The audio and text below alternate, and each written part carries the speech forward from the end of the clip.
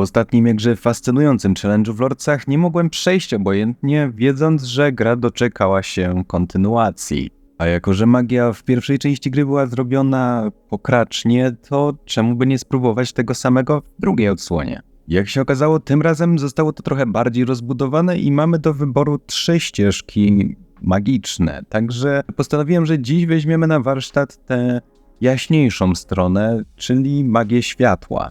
Szczerze powiedziawszy, na starcie pomyślałem, hej, to całkiem dobrze wygląda. Niestety grę musiałem przez pewien czas ogrywać na niskich ustawieniach, ale niedługo temu zaradzimy, także wybierając klasę postaci, od razu rzuciłem się na oriańskiego kaznodzieję. I to nie tylko ze względu na to, że posiada on katalizator oraz spell związany z tą częścią magii, w którą będziemy szli przez całą rozgrywkę, ale także ma bonusowe statystyki do magii blasku, także cudowne połączenie. I tak jak dobrze się zaczynało, bo cinematiki są całkiem ładne, tak samo jak mówiłem w pierwszej części, bronie czy zbroje także są przyzwoicie zrobione, tak świat to jedno wielkie bagno. Jest brzydki i mdły, zresztą sterowanie także jest okropnie zrobione i przez długi czas męczyłem się, żeby jakkolwiek je okiełznać. Tak w ogóle kto w ten sposób biega? Pewien czas błądziłem, ale w końcu udało się znaleźć przejście i wyjście z tego dziwnego umbralu. Wtedy też doszło do mnie, że tak jak w pierwszej części Lordsów mana regenerowała się bardzo powoli, tak tutaj nie regeneruje się wcale. Kolejna ciekawostka, gdy aktywujemy ognisko i w pewnym sensie usiądziemy przy nim, to moby i tak będą chciały nas bić, dopóki nie klikniemy przycisku odpoczynku. O! Wcale nie widzę, że tu będzie boss. Od to, jak przynajmniej wywnioskowałem, to tutorialowy pseudo-boss albo po prostu jest ultra łatwy. Chyba że skończy nam się mana. Wtedy pozostaje nam zginąć, bo nic więcej nie zrobimy. I to pierwszy raz, kiedy Souls-like kazał mi expić. Praktycznie na samym początku gry. Musiałem wrócić do pierwszej i jedynej lokacji, jaką mam odblokowaną i farmić, dopóki nie skończy mi się mana, po czym biec, żeby to wszystko powtórzyć jakieś 3-4 razy. W końcu jednak udało się. Wyfarmiłem tyle żywotności, żeby podbić poziom blasku o 1. Serio. Zamiast siły powinni dać jakieś męstwo, żeby to miało jeszcze mniej sensu. Nie tracąc dobrego nastawienia, rzuciłem się na bossa, żeby w końcu sprogresować. Wyliczone co do 1 punkciku many. Od razu po tym starciu pojawia się żniwiarz dusz, ale ja w sumie nie mam many, więc proszę bardzo, zabij mnie. W kolejnej lokacji skupiłem się na tym, by jak najwięcej zbierać, a przy okazji zabijałem ile się da, tak w razie co. Ej, całkiem ładny widoczek jak na Lordsy. Mimo że wchodząc do tej lokacji FPS-y lizały podłogę. Kolejny boss i myślę, że teraz już pójdzie po prostu z górki. Niestety nie, mana się kończy, a ja nie zadaję praktycznie żadnych obrażeń. No to co? Wracamy do grindu. Tak, dosłownie biegałem na te najbliższe kilka mobów, bo i tak w sumie po walce z nimi kończyła mi się mana i farmiłem. Dość długo farmiłem. No dobra, kilka wieczorów po robocie na tym straciłem. Czy było warto? Nie, bo to wciąż za mało. Stwierdziłem, że typowe expienie nie będzie miało już żadnego sensu na tym etapie, więc wróciłem do pierwszej lokacji w celu pozyskania kamieni regenerujących manę, a przy okazji jeszcze wpadło te kilka leveli. I w tym momencie wiedziałem już, że pokonam Pietę, bo problemem nie był sam boss, tylko właśnie mana. Dlatego też się nią praktycznie nie stresowałem. Największym stresem było to, że zużyję zbyt dużą ilość kamieni many i jakimś cudem padnę, przez co będę musiał to powtórzyć, a w najgorszym możliwym wypadku będę musiał dalej grindować kamienie na manę. Niezależnie od ustawień graficznych ta krew wygląda tragicznie. Chyba że to rtęć. Hej, chwila. Czy ja teraz mogę ulepszać estusy u bossa? I w tym momencie mój wysłużony laptop już nie dawał sobie rady z tą wyśmienitą produkcją. A jako że jestem osobą dorosłą, to w momencie, kiedy czegoś potrzebuję, jak w tym przypadku, bądź po prostu tego chcę, to kupuję. Ze względu na brak miejsca na PC-ta postawiłem na laptopa z RTX-em 4060, że zobaczymy, czy ta bestyjka sobie poradzi już trochę lepiej. Teraz muszę poogarniać trochę OBS-a, bo pierwszą godzinę, jaką nagrywałem na nowym laptopie, źle skalibrowałem to i zamiast nagrywać grę, nagrywałem swoją bibliotekę Steam przez jakąś godzinę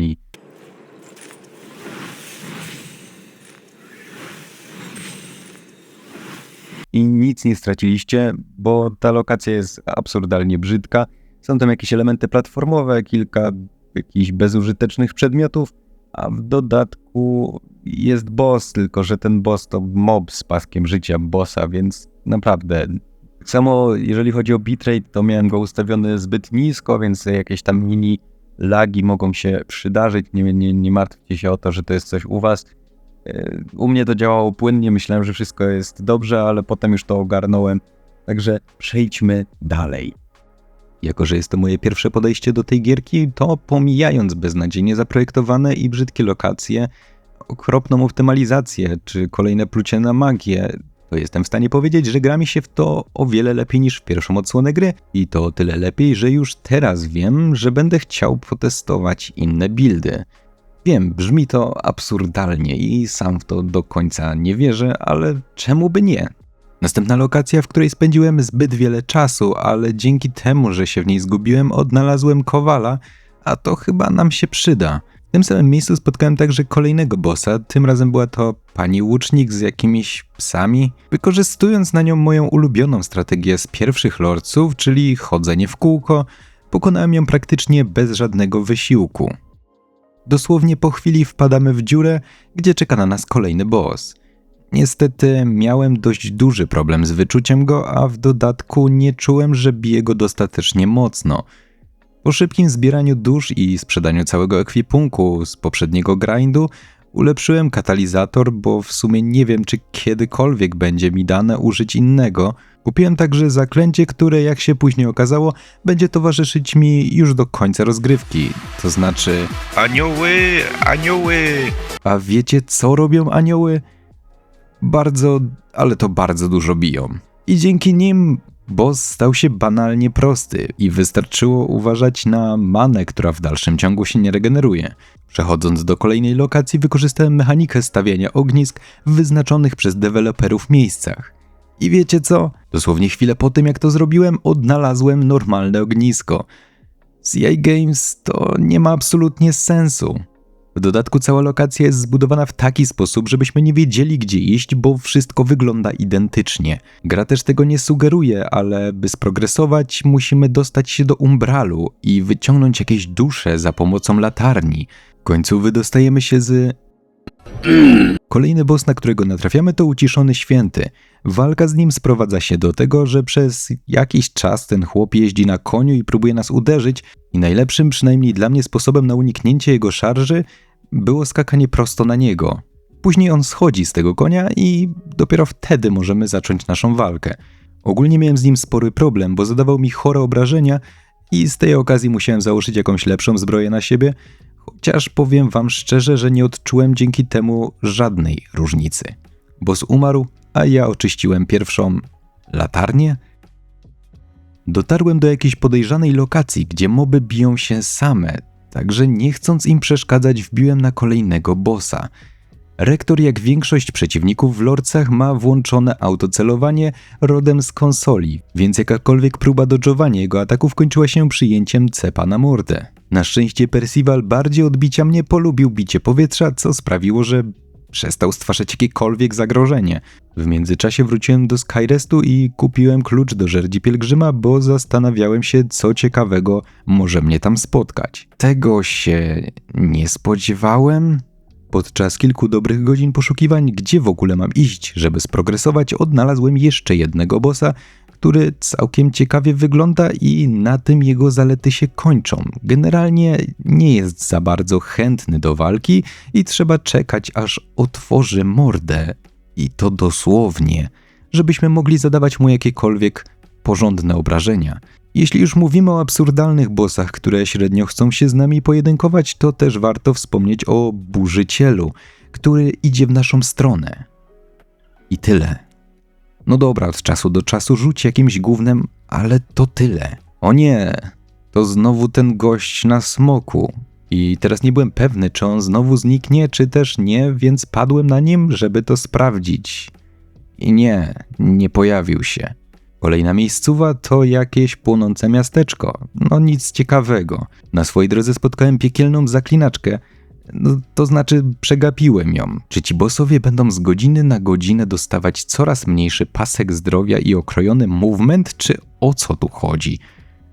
W tej lokacji straciłem jeszcze więcej czasu niż gdziekolwiek indziej do tej pory. Biegałem wszędzie, gdzie się tylko dało, szukając jakiegokolwiek przejścia, ale te wszystkie miejscówki zlewały się w tych samych teksturach i modelach budynków i nie wiem, czy to ja mam problem z nawigacją, czy to jednak lordsy robią coś źle. Znalazłem tu coś na wzór bestii z pierwszej części.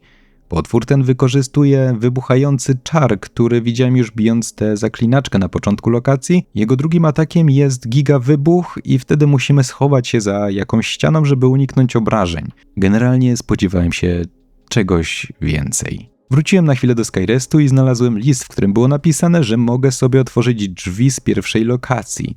Myślałem, że to odblokuje mi dalszą część gry, więc od razu ruszyłem i spotkałem bossa z niebieskim paskiem zdrowia. To oznacza, że gówno z umbralu będzie blokować obrażenia, dopóki nie użyjemy na nim latarni, żeby się go pozbyć.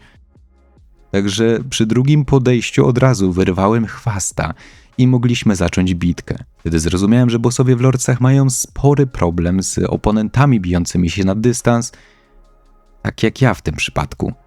Ale to akurat nie mój problem. Znów trafiam do jakiejś zimowej lokacji, w której trochę pobłądziłem, ale nie mogłem znaleźć dalszej ścieżki i się poddałem. Wrócimy tutaj później. Poszedłem sobie do kopalni, gdzie znów z wykorzystaniem umbralu i jego beznadziejnych mechanik odkryłem pomieszczenie z windą, którego bronił Kaprat Demon. Arena łupieżcy skór jest bardzo mała, a przy tym kolega jest stosunkowo szybki, co mega utrudniło mi skuteczne wyeliminowanie go.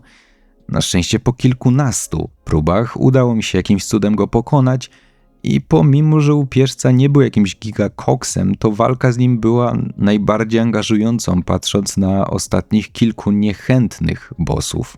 Wyczytałem też, że tuż obok można zawalczyć z potrójnym bossem, więc korzystając z okazji, poszedłem spróbować swych sił. Przy pierwszym podejściu wyrolowałem się w przepaść, no i to była moja wina, ale przy drugim jakimś cudem zgliczowałem ich tak, że ten trzeci nie pojawił się wcale. Znaczy, jego pasek zdrowia tak, ale on nie. Za trzecim razem się udało, bo znam tego pseudobossa, jest to zwykły przeciwnik z umbralu, tylko że z paskiem zdrowia i to razy 3. I nie było warto. Wracamy do śniegowej lokacji, bo jak się okazało, jakimś cudem przeoczyłem drabinę. Na naszej drodze staje Rowena, czyli kolejny mob z paskiem zdrowia bossa. Przyzywa ona mobki z umbralu i rzuca jakieś lodowe czary. Jeżeli chcieliście recyklingować te mobki w taki sposób, to czemu nie daliście tego chłopa z łukiem, który stoi na zewnątrz areny z tym bossem? Byłby mimo wszystko o wiele ciekawszy niż to coś. Jest niewidzialny i trzeba go wyczekać, plus bije sporo obrażeń.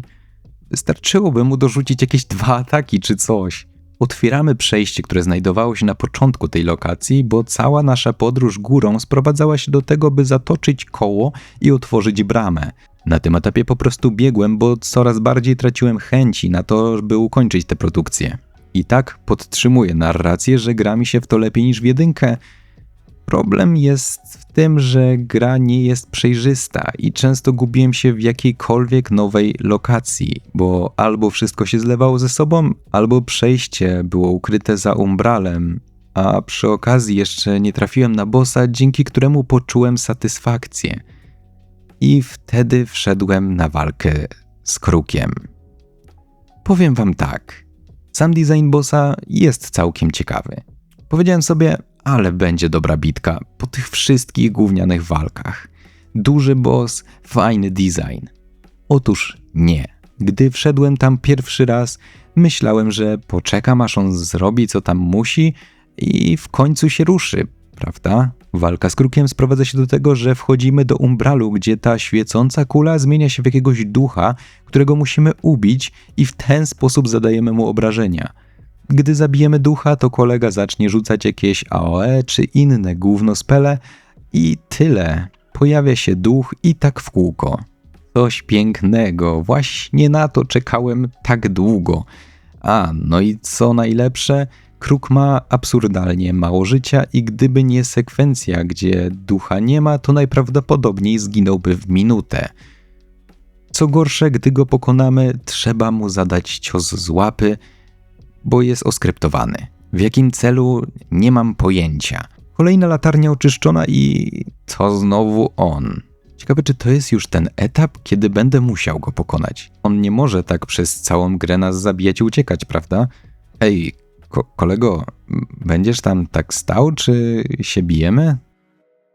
Święty rezonans to identyczny pod względem chęci przeciwnik, tak samo jak ten, którego biłem na moście. CI Games chyba nie pomyślało, że wrzucając do gry bronie dystansowe, trzeba będzie też dostosować przeciwników w taki sposób, żeby skracali w jakikolwiek sposób dystans, bo każdy boss póki co zachowuje się w identyczny sposób, czyli nijak.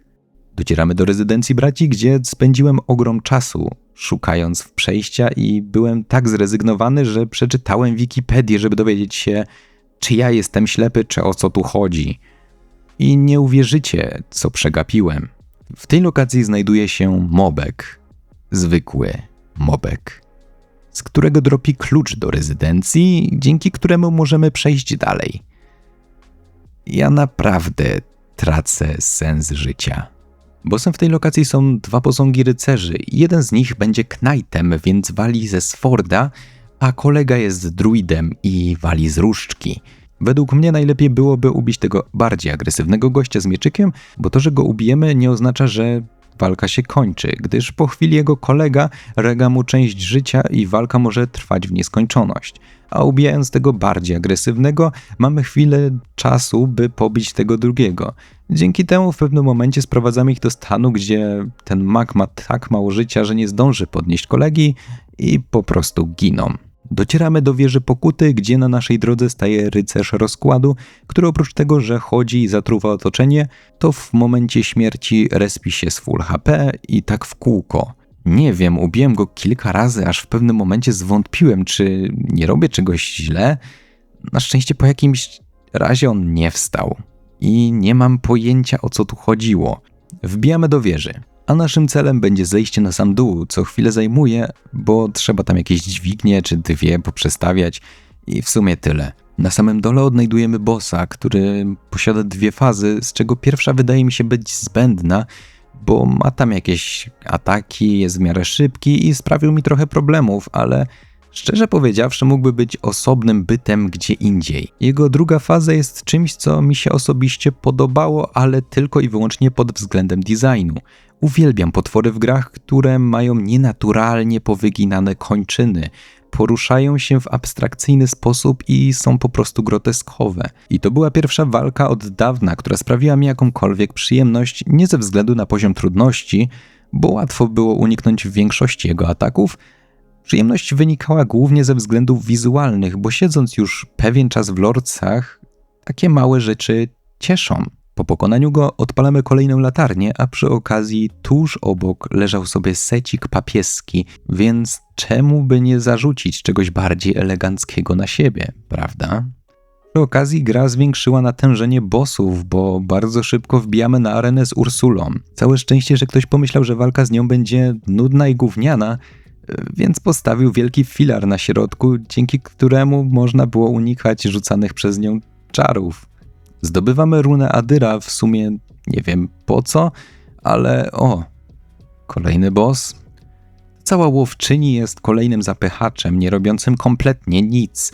Tu się pokręci, tu spróbuje skrócić dystans, ale tak ogólnie to przyjmuje każdy atak na łeb i tak do końca walki. Przechodzimy do prawdziwego bossa. Tym razem sędzia to jakaś babka, a nie jak ten poprzedni z 1, który śni mi się po nocach. I znów liczyłem na więcej, bo sędzia biega za nami, a czasem nie biega, bo jej się nie chce i próbuje nam zadać jakieś obrażenia, ale tak średnio może. Zawiodłem się na niej dość mocno, a nie, czekaj. Druga faza. Podczas drugiej fazy strażniczka blasku zmienia się w demoniczną wersję z rzuconym u tani chór, dzięki czemu walka zyskuje lepsze tempo. Dodatkowo ładuje w nas mnóstwo AOE i tak w sumie było to całkiem ciekawe przeżycie. Pamiętajcie, że odnoszę się tylko i wyłącznie do gameplayu w tej grze, a nie jakoś ogólnie do gamingu, bo bicie motyla w DS1 jest bardziej porywające niż bicie czegokolwiek tutaj. Kolejna latarnia oczyszczona i... chwila, czy ona też stała się NPC?